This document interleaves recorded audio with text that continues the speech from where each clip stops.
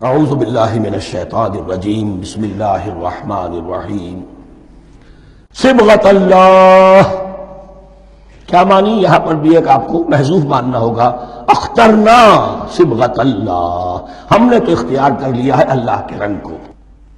ومن احسن من اللہ صبغۃ ونحن له عابدون، اور اللہ سے بہتر رنگ کس کا ہوگا، اور ہم تو بس اسی کی بندگی، اسی کی پرستش کرنے والے ہیں۔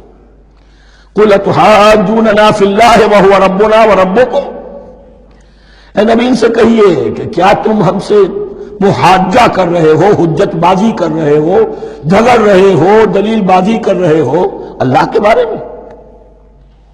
وَهُوَ رَبُّنَا وَرَبُّكُمْ، وہ تو ہمارا رب بھی ہے تمہارا رب بھی ہے، رب تو ایک ہے، رب بھی ایک، اس کا دین بھی ایک، ہاں شریعتوں میں فرق ہوا ہے۔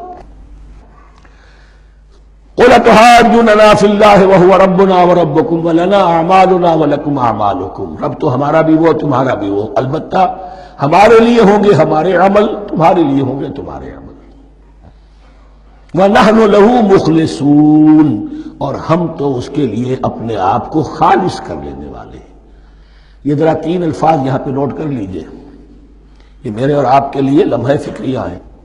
نحن لہو مسلمون، 136ویں آیت اس پر ختم ہوئی، ہم اس کے سامنے سر تسلیم خم کرتے ہیں، ان میں سے تو ہم بھی شامل ہیں۔ نحن لہو عابدون، آیت نمبر 138، ہم اس کی بندگی کرنے والے ہیں، اسی کی بندگی کرنے والے ہیں۔ تو صرف اسلام نہیں، عبادت اور ٹوٹل عبادت، ٹوٹل بندگی، پوری زندگی میں اس کی ہر حکم کی پیروی اور اطاعت۔ اس سے آگے بات آئی وَنَحْنُ لَهُ مُخْلِصُونَ، یہ عبادت اخلاص کے ساتھ نہیں ہے تو منافقت ہے۔ اس عبادت سے کوئی دنیا کی منفعت پیش نظر نہ ہو، سوداگری نہیں، یہ عبادت خدا کی ہے۔ دنیا بنانا، دنیا کمانا، دین کو ذریعہ بنانا، اس سے بڑا، اس سے بڑی اور اس سے گری ہوئی کوئی حرکت نہیں۔ اخلاص، حضور نے فرمایا من صلی یرائی فقد اشرکا ومن صام یرائی فقد اشرکا ومن تصدق یرائی فقد اشرکا، جس نے نماز پڑھی دکھاوے کے لیے اس نے شرک کیا، جس نے روزہ رکھا دکھاوے کے لیے اس نے شرک کیا، اور جس نے صدقہ خیرات دیا دکھاوے کے لیے اس نے شرک کیا۔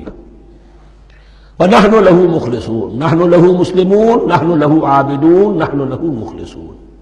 اللهم ربنا اجعلنا منهم، اللهم ربنا اجعلنا منهم۔ أَمْ تَقُولُونَ إِنَّ إِبْرَاهِيمَ وَإِسْمَاعِيلَ وَإِسْحَاقَ وَيَعْقُوبَ وَالْأَسْبَاطَ كَانُوا هُودًا أَوْ نَصَارَىٰ، کیا تمہارا کہنا یہ ہے کہ ابراہیم اور اسماعیل اور اسحاق اور یعقوب اور ان کی اولاد یہودی تھے یا نصرانی تھے؟ تم جو کہتے ہو کہ یا یہودی ہو جاؤ یا نصرانی تب ہدایت پاؤ گے، تو ابراہیم یہودی تھے یا نصرانی؟ اور اسحاق اور یعقوب اور یوسف اور موسیٰ اور عیسیٰ یہ کون تھے؟ یہی بات آج مسلمانوں کو سوچنی چاہیے۔ محمد الرسول اللہ اور ان کے اصحاب دیوبندی تھے یا بریلوی تھے یا اہل حدیث تھے یا شیعہ تھے یا سنی تھے؟ ان تقسیموں سے اوپر ہونے کی ضرورت ہے۔ اللہ کے ساتھ اخلاص کا تقاضا یہ ہے، ٹھیک ہے ایک فقہی مسلک کے اعتبار سے ایک شخص کسی مسلک کی پیروی کر رہا ہے، لیکن اپنے آپ کو اس سے آئیڈینٹیفائی کرانا اور اس مسلک کو مقدم رکھنا دین پر، اور اس مسلک ہی کے لیے محنت اور مشقت اور بھاگ دوڑ تبلیغ ہو رہی ہے اسی کی، یہ چیز بالکل اس اصل حقیقت کے خلاف ہے کہ جو اللہ کے دین نے ہمیں سکھائی۔ ام تقولون ان ابراہیم واسماعیل واسحاق ویعقوب والاسباط كانوا هودا او نصارى قل انتم اعلم ام اللہ، کہیے ان سے کہ تم زیادہ جانتے ہو یا اللہ زیادہ جانتا ہے۔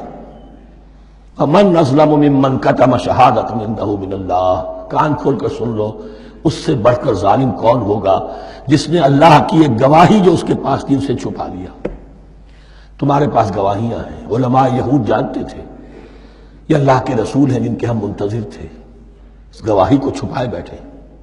ومن اظلم ممن كتم شهادة عنده من اللہ وما اللہ بغافل عما تعملون، اور اللہ ہرگز غافل نہیں ہے کہ اس سے جو تم کر رہے ہو۔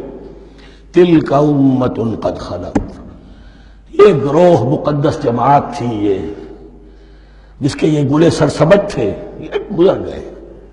لہا ما کسبت ولکم ما کسبتم، جو کمائی انہوں نے کی، جو عمل انہوں نے کمائے وہ ان کے لیے، تمہارے لیے نہیں۔ تمہارے لیے وہ ہوگا جو تم کماؤ گے، ولا تسألون عما كانوا يعملون، اور تم سے ان کے عمل کے بارے میں نہیں پوچھا جائے گا کہ انہوں نے کیا کیا، تم سے سوال یہ ہوگا کہ تم نے کیا کیا۔